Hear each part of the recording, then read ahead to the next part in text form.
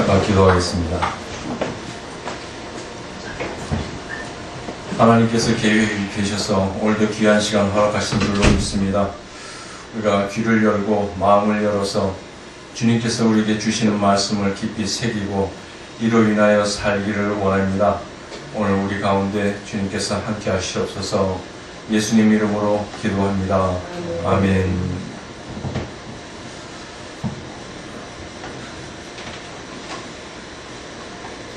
제가 신앙상담이죠. 신앙상담 아니면 일반 상담에서 많이 받는 질문이 하나님을 믿으면 잘 사나요? 하나님을 어떻게 믿으면 잘 삽니까? 정말 솔직한 질문이고 신앙생활을 오래 했으면서도 실제 하나님의 역할에 대해서 우리가 얼마나 심각하게 생각하고 있느냐, 저는 그런 질문을 받을 때에 그 마음의 그 갈급함이라든가 하나님에 대한 신뢰라든가 이런 것들을 강단에서 우리가 얼마나 잘 전달하고 있느냐, 이런 책임감을 다시 한번 돌아보게 했습니다.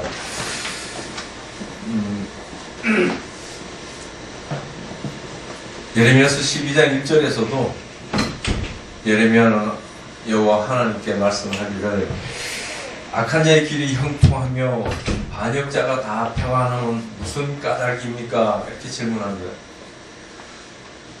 그것이 오늘 꼭 현실이 그렇다기보다도 우리 삶 속에서 열심히 신앙생활을 하고 있음에도 불구하고 우리 삶에 평안이 없다 한다면은 그것을 우리는 좀 심각하게 문제로 삼아야 될 것입니다. 그러나 그것을 우리는 문제 삼지 않는다는 게 또 문제가 되겠죠. 근데 하나님은 우리를 이 땅에 세우실 때에 우리에게 분명히 평안과 풍성함이라 이렇게 말씀하셨습니다. 그런데 왜 우리는 고단한 삶을 살까? 이 부분을 우리는 하나님께서 우리를 이 땅에 세우실 때에 이러한 고난을 주시려고 작정하셨느냐? 결코 하나님 뜻은 그것은 아닙니다.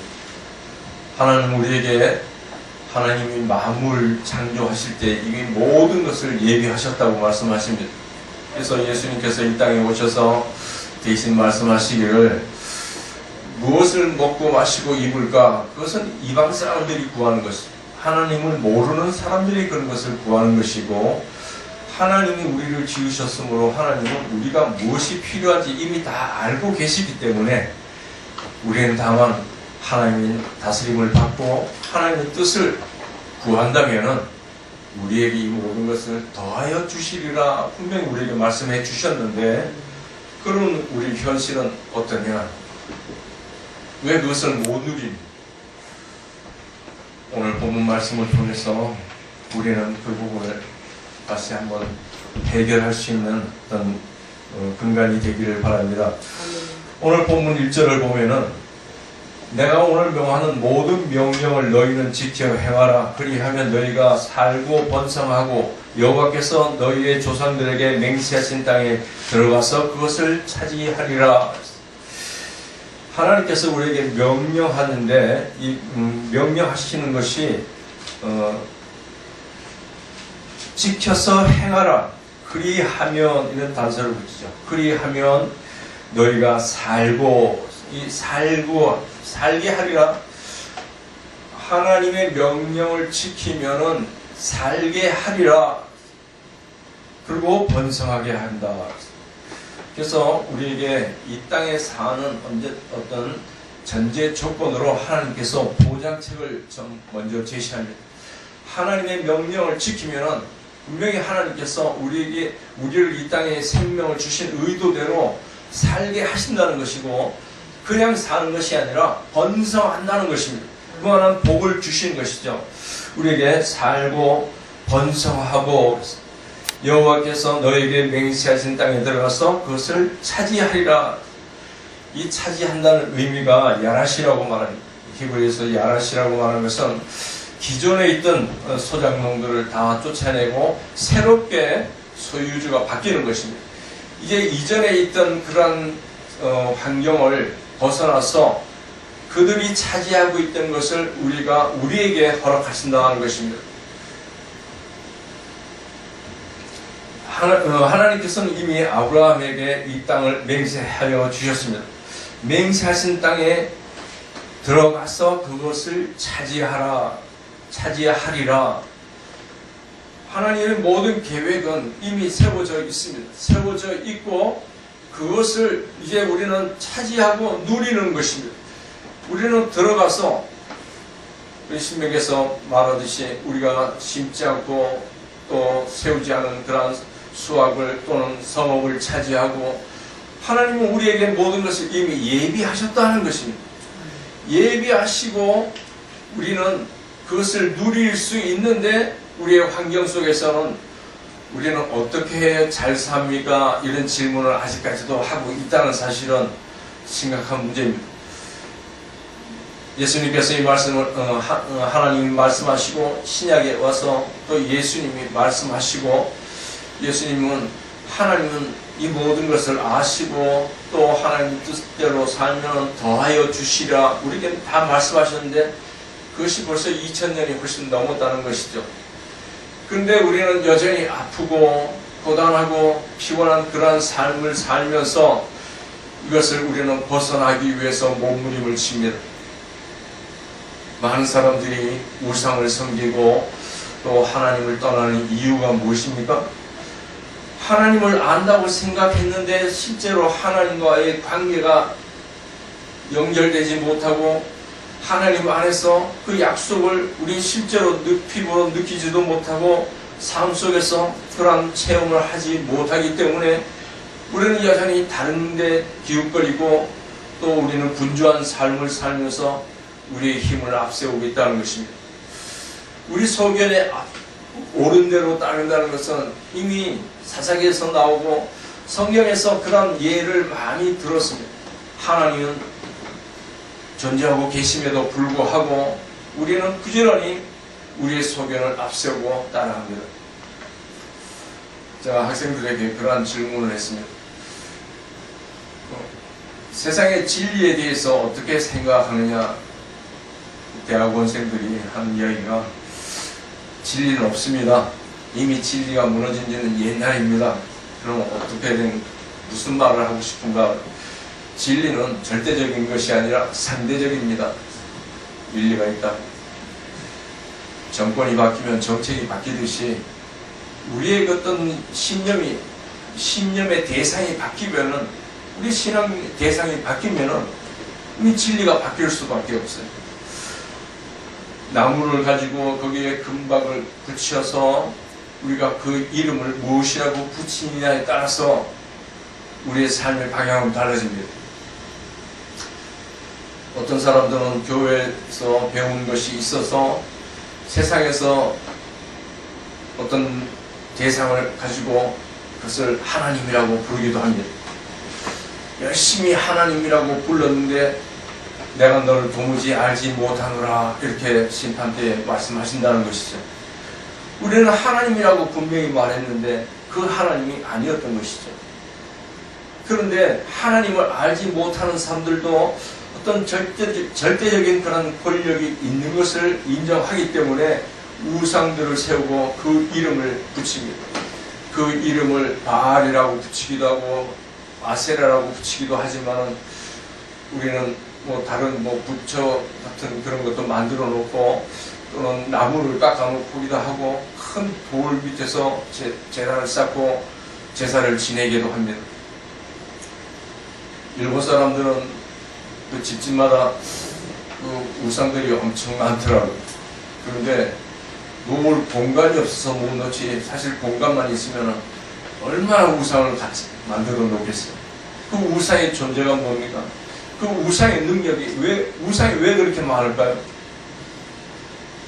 자기 필요한 대로 우상을 만들어내는 거예요. 자기의 필요한 대로. 돈이 필요하면 돈을 주실 어떤 대상을 만들고 또 고기를 잡는 사람은 고기 수확을 고기를 많이 잡기 위해서 또 우상을 만들고 각각의 우상을 만듭니다. 그런데 오늘 뭐 심리학이나 이런 이야기에서 나오는데 부분의 합은 전체보다 작다고 말합니다. 전체보다 클 수가 없다. 부분적인 것을 우리는 늘 구합니다. 근데 하나님은 지으실 때에 이 모든 것을 토탈로 만들어셔서 우리에게 정복하고 다스리는 권세를 허락해 주셨습니다. 그런데 우리는 그 전체를 보지 못하고 늘 부분적인 것만 생각하죠. 그래서 이 전체를 만들려면 우주에서 1억이 아니라 수백억을 우상을 만들어내도 하나님이 허락하신 그 범위 내에 들어갈 수가 없는 것입니다. 하나님은 우리에게 이 모든 것을 다 허락하십니다. 다만 하나님의 명령에 순종하라는 것이죠. 하나님이 명령하시는 이유가 무엇입니까? 그렇게 한다면 이렇게 할 것이야 하는 전제 조건 하에 어떤 보장책을 우리에게 주신 것입니다. 하나님의 뜻대로 살면은 우리는 이미 약속하신 것, 조상들에게 이미 약속을 하셨다는 것이죠. 이미 우리에게 작정하신 것, 작정하신 것을 우리는 그대로 약속을 이행하면은 그대로 받는다는 것입니다. 하나님의 원리는 간단해요. 우리가 서로 계약을 했고, 계약을 했다면은 그대로 이행을 한다면은 그 약속은 성취되는 것이죠. 그것이 약속입니다. 하나님은 우리에게 분명히 약속을 하셨는데 우리가 아직까지도 우리는 어떻게 해야 잘 삽니까? 이렇게 말합니다. 오늘 하나님은 모세를 통해서 말씀하십니다. 이미 명령을 지켜서 행하면은 조상들에게 약속하신 그 땅에 들어가서 그것을 차지하게 하리라. 그 땅은 어떤 것입니까? 우리가 필요한 모든 것을 갖추고 있는 것입니다. 새로 집을 짓지 않고 농사 짓지 않아도 우리는 그 땅을 점령하기만 하면 이미 우리가 심지 않은 것들을 수확하고 세우지 않은 건물을 차지할 수가 있다는 것입니다. 하나님이 우리에게 허락하신 것은 우리의 모든 필요를 이미 예비하고 계셨다는 것입니다. 우리 삶 속에서 우리가 무엇이 필요합니까? 무엇이 필요한 것이 아니라 하나님이 누구냐를 우리는 알지 못하기 때문에 여전히 우리의 필요에 급급해서 분주한 삶을 살고 있다는 것입니다. 하나님 우리에게 보장하신 그런 약속을 깨닫지 못하기 때문입니다. 2절을 보면은 너희 하나님 여호와께서 이 40년 동안에 내게 광야길을 걷게 하신 것을 기억하라. 이는 너를 낮추시며 너를 시험하사 내 마음이 어떠한지 그 명령을 지키는지 지키지 않는지 알려 하심이라. 하나님께서 40년 동안에 광야길을 걷게 하셨다는 것이죠. 지금까지 애굽 땅에 있었습니다.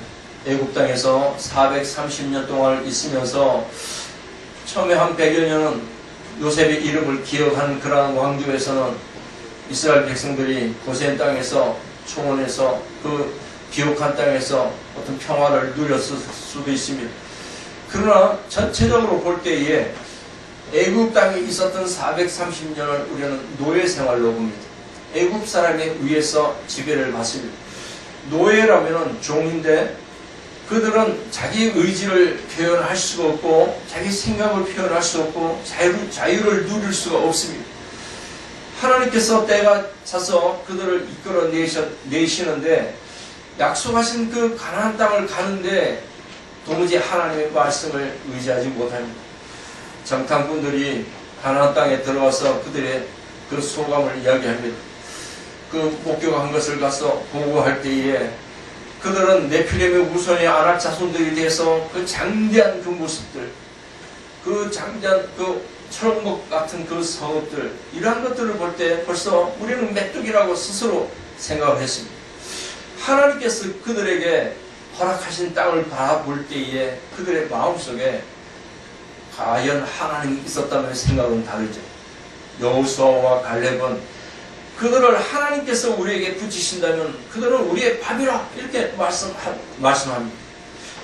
우리 마음속에 하나님을 아느냐 모르느냐에 따라서 우리의 삶의 질이 달라지는 것이죠. 우리 주변에는 광야입니다. 광야. 황량한 들판에 제가 미국에 있을 때 답답하면은 차를 달려서 한 1시간 반 정도만 나가면은 광야로 나갑니다.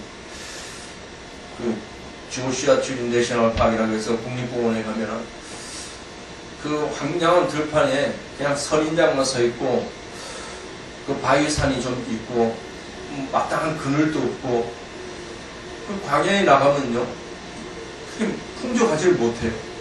구름이 지나가면서 비를 한번 쏟으면은 잠깐 풀이 돋아나는데 그 풀이 뜨거운 햇살에 의해서 금방 시들어버려요. 그래서 동물들이 거의 땅속에 삽니다. 땅속에 살고 뭔가 먹이가 생기면은 그 먹이를 취하기 위해서 아주 예민하고 또 날카롭게 사납게, 그래서 광야에 있는 동물들은 다 사납습니다. 뭐 순순하게 와서 뭐 머리를 만져주고 했다가는 큰일 납니다. 가끔가다 차를 지나가면 고요태 떼들이 나와서 먹이를 던져주라 하는데 절대 못 주게 하죠. 근데 그들이 와서 차를 지나간 차를 바라볼 때에 참 치근한 눈을 하고 있는데 우리가 그게 마음을 빼앗길 수가 없는 것은 그들은 사나워요.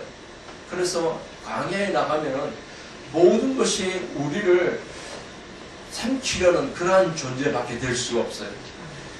햇볕은 뜨겁죠. 해가 지면은 그 추위는, 그 건조한 그 지중해성 기후는 살을 에이는 듯한,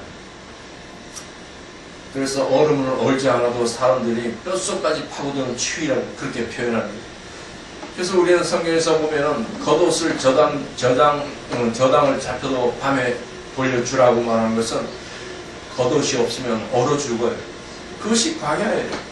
낮에는 그렇게 뜨거워서 겉옷으로 천막을 치고 그렇게 그늘을 만들지만 밤에는 또 그것을 덮고 자지 않으면 죽을 수밖에 없어요.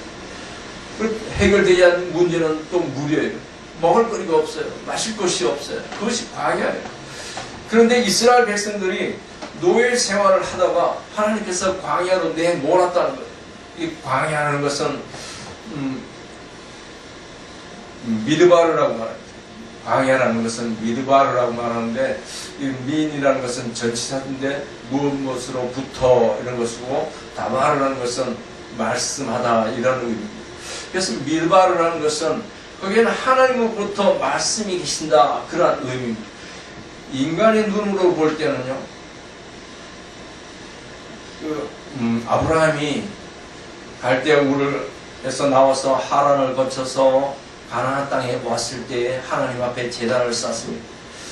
그러나 하나님을 잠시 떠나고 아브라함이 시선을 사람들이 사는 곳으로 시선을 돌릴 때에 기근이 옵니다. 하나님이 계시지 않는 것은 늘 기근인 것입니다. 그것이 광야예요. 그 광야에 하나님이 배제된다면 전혀 아무것도 없어요. 하나님이 아니면 살 수가 없어요. 그래서 이스라엘 백성들에게 이 40년 동안에 너희를 광야 길을 걷게 하신 것을 기억하라. 이는 너를 낮추신다는 의미입니다. 이건 지금 누른다는 거예요. 그냥 겸손하게 이런 의미가 아니라 하나님이 강압적으로 눌러버리는 거예요. 또 낮추시며 너를 시험하사 내 마음이 어떠한지 그 명령을 지키는지 안 지키는지 알려 하심이라. 광야길에서 하나님이 우리를 시험하시는 것은 우리를 짓눌러버리는 거예요. 아무것도 할 수 없는 무기력한 우리를 깨닫는, 나는 힘이 없어요. 능력이 없어요. 아무것도 할 수 없다는 것을 하나님 앞에 고백할 수밖에 없도록 만드는 거예요. 그래서 그 광야에서는 오로지 하나님의 말씀만을 구할 수밖에 없는 것이죠. 그래서 너희를 줄이게 하신 것은 광야길에서 너희를 낮추시며 시험하사 내 마음이 어떠한지 그 명령을 지키는지 안 지키는지 알려 하심이라. 하나님의 말씀을 듣느냐 안 듣느냐, 이끌어내신 분, 우리를 이 땅에 존재하게 하신 분, 우리는 우리의 앞길을, 이스라엘 백성들이 애굽에서 나왔을 때 그 심정은 어떨까요? 자유죠. 자유함. 나도 이제 자유할 수 있어. 뛰쳐나왔어요. 3일 길을 갔는데 홍해를 만났어요. 홍해를 만났는데 그들의 마음은 우리가 왜 여기서 죽어야 돼? 그냥 그 노예로 있을 때라도 그냥 거기서는 풍족히 먹을 수 있고 고기 까마해서 고기를 건져서 같이 나눠 먹을 수도 있었는데 그런 것이 다 보장되었는데 이스라엘 사람들이 생각할 때에는 저희들의 그 자유라는 것은 육신적으로 우리의 배불리 먹는다는 것뿐이지 사실은 영적으로 완전히 죽은 그런 상태죠. 우리는 배불리 먹고 산다는 그런 것에 취해서 늘 세상의 분주함으로 인해서 수고의 땀을 흘리고 있습니다. 우리의 근성을 고치는 것이죠. 우리가 무엇으로 살 수 있느냐. 저는 목사 안수 받기 전에 열흘 금식을 했어요. 다른 사람들은 뭐 39일 금식을 하고 하던데 제가 미국에서 안수 받을 때는 하나님 앞에 하나님 마지막으로 제가 하나님 앞에 검증을 받고 싶습니다. 정말 하나님께서 원하시는 종이라면 하나님께서 붙들어 주시고 아니면 저를 포기하게 하십시오. 그래서 열흘 금식하면서 하루에 물을 생수 한 컵이나 반 컵 정도 먹으면서 그리고 공부하면서 또 부교육자로 일을 하면서 그렇게 열흘을 지냈습니다. 하나님이 40일 동안의 광야를 40년을 광야로 이끌어낸 것이나 제가 열흘을 금식한 것이나 별다른 의미는 없습니다. 이전에 나는 죽고 이제는 새롭게 하나님 안에서 새롭게 거듭나기를 원합니다. 그런 의도였습니다. 광야 생활이라는 것은 그 사람이 근성을 버려야 되는 것입니다. 애굽에서 살던 그런 노예 생활을 하던 그 근성을 버려버리는 것. 또 이전에 사회생활을 하면서 남이 부러워하던 그런 삶을 포기하고 신학으로 왔지만은 신학을 하면서도 여전히 사회에 눈을 돌릴 수도 있었던 그런 어정쩡한 그런 자신에게 하나님 앞에 무릎 꿇고 나를 올려드리는 그런 결단. 우리에게는 그것이 반드시 필요한 과정이었습니다. 이스라엘 백성들에게 그러한 과정이 있었고 모세에게도 40년이라는 과정이 있었습니다. 강원도 넓이 많은 땅을 40년 동안을 맴돌면서 목동 일을 했습니다. 그리고 그는 드디어 40년 만에 꺼지지 않는 불길을 그 가시는 불에서 그 불길을 보고 하나님의 음성을 듣습니다. 이제는 뭔가 내려놓는 것입니다. 우리가 다 내려놓고 나를 낮추고 낮을 대로 우리가 엎드릴 수 있는 최대한 한도로 나를 내려놓을 때 그때 우리가 하나님을 만날 수 있다는 것이죠. 우리의 모든 의지가 다 내려놓고 포기하고 또 배설물로 여길 때에 우리는 하나님을 만날 수 있다는 것입니다. 우리가 이 땅에서 광야 같은 고난의 길을 걷고 있죠. 우리는 늘 그 고난을 벗어나는 것만 궁리를 하지 그 고난의 의미가 무엇인지 우리는 깊이 생각 안 한다는 것이죠. 왜 내게 고난이 주어질까? 이 고난의 의미가 뭘까? 저는 상담을 하면서 주로 듣는 입장을 많이 취하죠. 아픔을 이야기하면 많이 힘드셨겠네요. 근데 그 동기가 어떻게 됩니까? 언제부터 어떻게 시작이 됐나요? 우리는 그런 근거를 캐냅니다. 그래서 why, 왜, 어떻게 이런 식으로 계속 질문을 하다 보면은 그 원인이 드러나죠. 우리가 고난을 당할 때 우리가 왜 고난을 당하는가? 게을러서? 학식이 없어서? 부모 유산이 적어서? 그럼 자수성가한 사람들은 뭐가 돼요? 우리에게는 얼마든지 기회가 있어요. 기회가 있어요. 어떤 분이 저에게 상담을 하면서 제가 나이가 50이 됐는데 아직까지 집을 장만하지 못해서 정말 부끄럽습니다. 그래서 이 부끄러움으로 인해서 정말 힘듭니다. 왜 본인이 부끄럽다고 생각하십니까? 남들은 있는데 없어서. 그럼 이제는 더 이상 생산 능력이 없습니까? 일 안 하십니까? 일하고 있습니다. 그래요? 그럼 지금 불편합니까? 내 집은 아니라도 전세 삽니다. 그럼 살고 있네요. 먹을 거리가 없습니까? 잘 먹습니다. 그럼 됐네요. 그럼 뭐가 부족합니까? 뭐가 부끄럽습니까? 집이 없어서. 지금 거처가 있잖아요. 거처가 있음에도 불구하고 부끄럽다는 거죠. 자기 소유가 없기 때문에. 우리가 지금 우리의 현실을 바라보면서 내가 왜인가?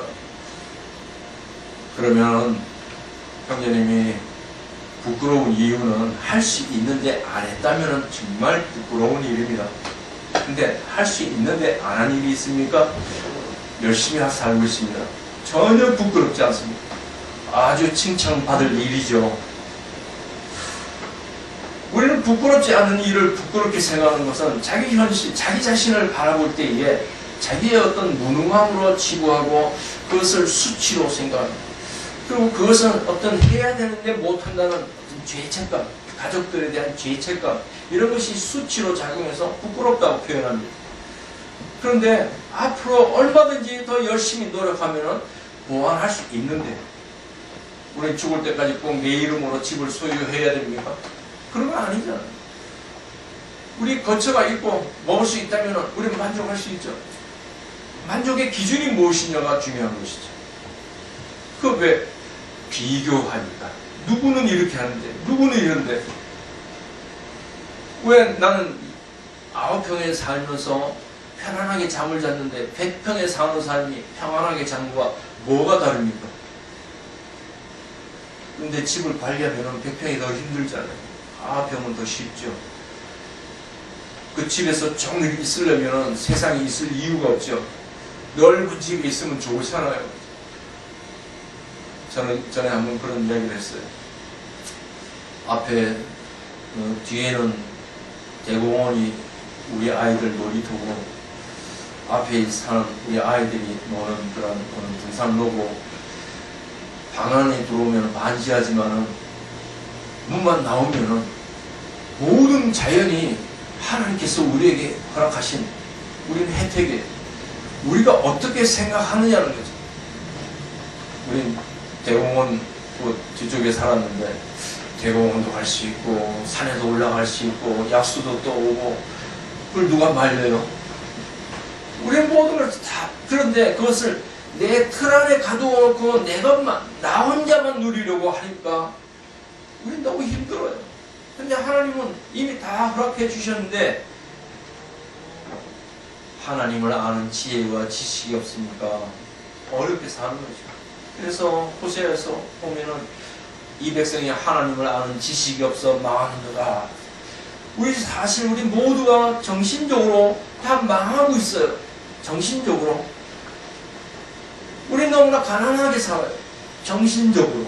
실제 삶은 누릴 거 다 누려요. 차가 크면 더 나은가요? 절대 그런 건 아니고 가치관이죠. 우리가 어떤 가치관을 가지고 어떤 세계에 사느냐에 따라서 우리 삶의 질이 달라진다는 것이죠. 그런데 우리는 아무것도 할 수가 없어요. 그래서 하나님이 광야로 내몰아서 하나님의 음성을 듣게 하는 것이죠. 세상에 돌아봐도 아무것도 내가 도움받을 수 없고 의지할 대상이 없다는 것을 깨닫게 하고 오로지 나를 살게 하신 하나님만 바라보게 하는 것. 그래서 우리를 인생의 어떤 고난의 피곤함으로 내모시는 것이죠. 그것은 훈련이 아니라 하나님을 갈급하게 찾게 하시는 것이죠. 3절을 보면 너를 낮추시며 너를 줄이게 하시며 또 너도 알지 못하며 내 조상도 알지 못하는 만나를 내게 먹이신 것은 사람이 떡으로만 사는 것이 아니요 여호와의 입에서 나오는 모든 말씀으로 사는 줄을 내게 알게 하려 하심이니라. 너를 낮추시고 너를 누르시고 줄이게 하시는 것은 무엇이냐? 그냥 짓밟아 버리듯이 우리를 꼼짝달싹 못하게 하는 거예요. 사막에서 우리는 아무것도 할 수가 없어요. 그리고 줄이게 한다는 거예요. 그냥 굶다는 의미도 되지만은 이 히브리어에서는 이것은 갈급하게 하라는 이야기예요. 우리가 여기서 뭔가를 좀 벗어나고 뭘 찾고 싶어요. 갈급하게. 그래서 그런 환경이 우리에게 주어지지 않으면 하나님을 찾지 않아요. 그래서 하나님은 안타까운 심정으로 우리에게 그런 환경으로 몰아내는 거죠. 몰아넣고, 그러고 나서 어떻게 하느냐. 하나님은 그들을 방치해 둡니까? 그냥 유기한 내버려 둡니까? 하나님은 끊임없이 하나님의 사람들을 보내어서 하나님이 너희들을 이렇게 사랑하고 너희들을 통해서 영광 받으시길 원하신다고 선지자들을 통해서 늘 말씀해 오셨습니다. 하나님께서 갈급하게 하시며 또 너로 알지 못하며 조상들도 알지 못하는 만나를 내게 먹이신 것은, 만나라는 것은 이건 히브리어로 만이라고 만. 이것이 무엇이냐? 조상들도 알지 못했고 그 당시 사람들도 알지 못했어요. 아무도 몰랐던 것이죠. 다만 하늘에서 내려오는 것이죠. 만나, 만. 그래서 사람들이 이것이 무엇이냐? 이 만이라는 의미가 무엇이냐? 이런 의미입니다. 우리 아무도 모르는 거예요. 하나님만이 아시는 것이죠. 광야에서 하나님이 만나를 내려주셨다는 것은 이때까지 우리가 사는 방법, 사는 어떤 습관, 문화 이런 것들과 전혀 다른 거예요. 우리 경험에서 벗어나는 거예요. 사람들이 잘나고 똑똑하고 좀 별나다고 하는 사람들은요, 그 경험 세계를 더 많이 모아서 취합을 해서 자기 정보화시키고 그 정보로 자기를 좀 더 세우는 거예요. 그래서 좀 더 똑똑하다는 이야기죠. 하나님이 지으신 이 땅에서 하나님의 지혜와 지식을 가진다면 우리 세상을 달리 볼 수 있는 것이죠. 우리가 수고하는 방법이나 애쓰는 이유 이런 것을 다시 한번 생각하게 되죠. 저는 교회에서 그런 이야기를 많이 합니다. 하나님은 우리에게 별 보고 출근하고 별 보고 퇴근하게 하시려고 하나님은 우리를 이 땅에 지으셨느냐?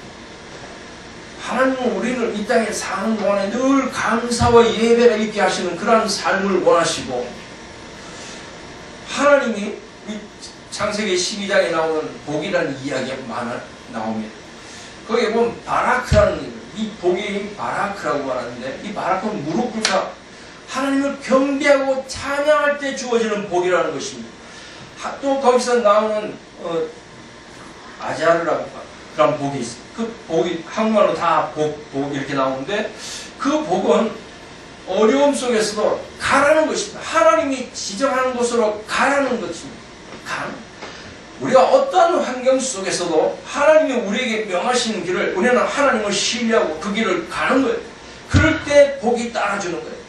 그래서 이 복이라는 것은 이미 우리에게 허락하신 것이지만은 그 복을 우리가 성취하기 위해서는 하나님이 전제하신 대로 하나님을 경배하고 찬양하면서, 하나님을 찬양할 때 주어지는 복이고, 하나님이 우리에게 명령하실 때 그 명령에 순종해서 갈 때 주어지는 복인 것입니다.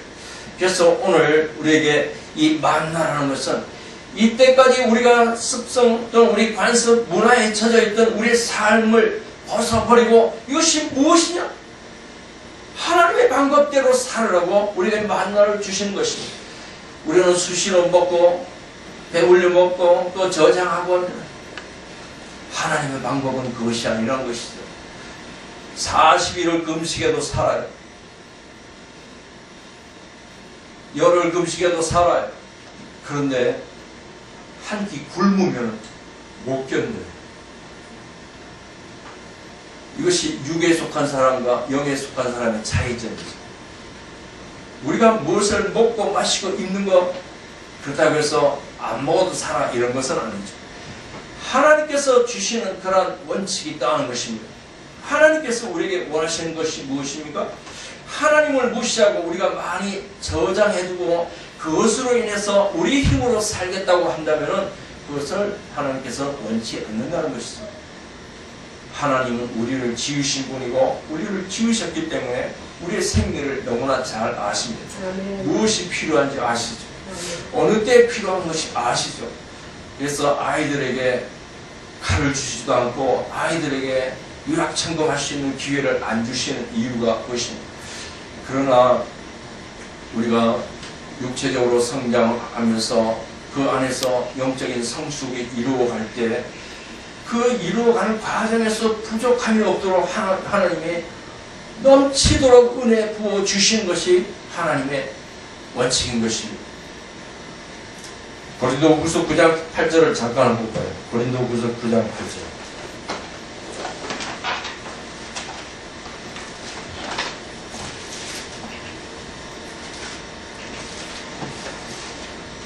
(295페이지) 신약 295페이지 고린도후서 9장 8절.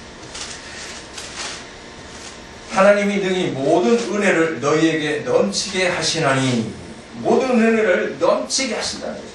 그 다음에 이는 너희로 모든 일에 항상 모든 것이 넉넉하여 모든 착한 일을 넘치게 하게 하려 하심이라. 우리의 의도가 어떠냐는 것이죠. 우리의 삶의 방향이 어떠하냐에 따라서 우리는 확연히 다르게 살 수가 있어요. 분주하게 살면서도 험한 결과를 가져올 수가 있고, 우리는 이 세상을, 하나님이 지으신 세상을 즐기면서 늘 하나님 앞에 감사하는 예배의 삶을 누릴 때 풍족함을 누릴 수 있는 거예요. 이것이 하나님의 뜻에 순종하는 삶이 이루어질 때 모든 일을, 항상 모든 것이 넉넉하여 모든 착한 일을 넘치게 하려 하시며, 일을 하려는데 재원이 없어, 지혜가 따라주지 않아, 이것은 올바른 것이 아니죠. 하나님은 우리에게 모든 착한 일을 할 수 있고 또 선한 일을 할 수 있도록 넘치도록 은혜를 부어주신 거예요. 그래서 오리아가 부사레를 불러서 성막을 질 때 그 지혜와 명철을 주셨고, 또 우리가 이 땅에 사는 동안에 하나님이 주시는 지혜를 성령을 통해서 우리가 받아서 이 땅을 능히 승리하며 살 수 있게 하는 거예요. 우리를 위해서 내일을 예비하려고 분주한 삶을 살면서 별이 있을 때 출근하고 별이 있을 때 퇴근하는 그런 피곤한 삶. 왜 사니? 우리 질문 그렇게, 왜 사니? 하나님을 믿으면 잘 살 수 있습니까? 이런 질문을 받았습니다. 그래서 잘 사는 게 무엇입니까? 잘 사는 게 무엇입니까? 저는 질문을 했어요. 막연하죠, 대답이. 그냥 뭐 갖고 싶은 거 다 갖고 싶고, 먹고 싶은 거 다 먹고, 뭐 큰 집에서 호화롭게 살고 싶고, 또 호화롭게 살고, 그게 뭐가 그렇게 도움이 됩니까? 그냥 남들 보니까 그러고 싶다. 지금 집에 쌀이 없습니까? 아니, 그런 건 아니고. 잘자리가 없습니까? 그건 아니고. 잘 사는 게, 우리가 진정으로 잘 사는 게 무엇입니까? 우리는 육적인 어떤 욕구, 필요, 충족을 위해서 살아요. 인간의 기본적인 욕구라는 것들이 있거든요. 그것은 뭐 정신분석학에서 나오는 것이나 심리학에서 나오는 것이나 여러 면에서 인간의 기본 욕구들이 많아요. 뭐 성적인 것도 있고, 자기 의지를 드러내고 싶고, 또 뭐 나는 그런 것을 이길 수 있다는 거, 뭐 여러 가지로 자기 욕구를 표현하죠. 여러 방법으로 표현합니다. 다 육에 속한 거예요. 병원에 환자들을 상담을 하는데, 정기적으로 환자들을 상담을 했습니다. 나이 한 40~50부터 뭐 60까지 많은 분들이 병원에 왔는데, 막 암도 걸리고 아파요. 분주한 삶을 살다 보니까 몸이 지쳐버린 거예요. 그리고 그래서 자기를 인정하지 못하고 늘 근심 걱정, 뭐 인정받고 싶은 욕구, 이런 것들이 분노로 돌아와요. 분노, 화가 치밀어요. 그래서 그게 병이 되었어요. 기도하면서 하나님 앞에 모든 것을 맡기고 이제는 자유함을 누려보세요. 우리가 육적인 욕구를 내려놓고 정말 우리 마음의 평안이 무엇인가, 진정으로 평안이 무엇인가, 잘 사는 이유가 육에 속한 것이 아니라 우리 정신세계에서 자유함을 누리고 평안이 있다면, 그렇게 사는 잘 사는 방법을 생각해 본 적이 있느냐? 하나님은 우리에게 이미 모든 것을 예비해 주셨는데 무엇을 걱정하십니까? 예수님도 내일 일은 내일에게 맡기라, 내일을 주관하신 분에게 맡겨라, 이렇게 말씀하셨는데 왜 우리가 하나님이 되려고 합니까? 오늘 본문을 통해서 하나님은 말씀하십니다. 하나님의 모든 말씀으로 살게 하려 하시며 이것이 무엇이뇨? 만나를 주셨는데 이것이 무엇이뇨? 하나님의 방법대로 살아라. 지금까지는 육에 속한 방법으로 살아왔지만은 이제는 하나님의 방법으로 살아봐. 그렇다면 하나님께서 우리에게 이 땅에 살게 하시고 번성하게 하시겠다고 우리에게 약속하신 것입니다. 이것이 하나님의 원칙입니다. 하나님의 말씀대로 순종하고 살고 하나님의 말씀에 귀 기울여 사는 삶, 그것은 하나님이 기뻐하시는 삶이고 그로 인해서 우리는 하나님께 영광 올려드리는 하나님의 존귀한 자녀로서 대우를 받고 우리는 이 땅에서 정말 평안함으로 늘 감사의 예배가 넘치는 그런 삶이 될 줄로 믿습니다. 기도하겠습니다.